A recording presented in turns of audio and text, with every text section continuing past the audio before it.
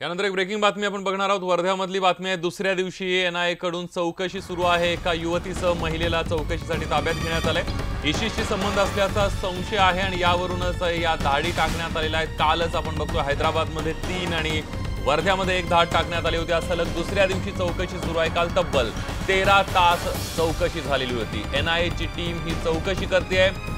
इशीशी संबंध असल्यामुळे या महिलेला ताब्यात घेतलेला आहे। काल एका महिलेला ताब्यात घेतलं होतं, मात्र आता युवतीसह महिलेला ताब्यात घेण्यात आल्याची माहिती मिळते। नरेंद्र मते आपले प्रतिनिधी आपल्या सोबत आहेत। नरेंद्र, संदीप, काल जवळपास 12 तास एनआयएच्या टीमने या महिलेची चौकशी केली होती। तिच्याकडनं माहिती मिळवण्याचा प्रयत्न केला होता, परंतु संध्याकाळपर्यंत त्या महिलेने कोणताच प्रतिसाद त्यांच्या प्रश्नाला दिलेला नव्हता।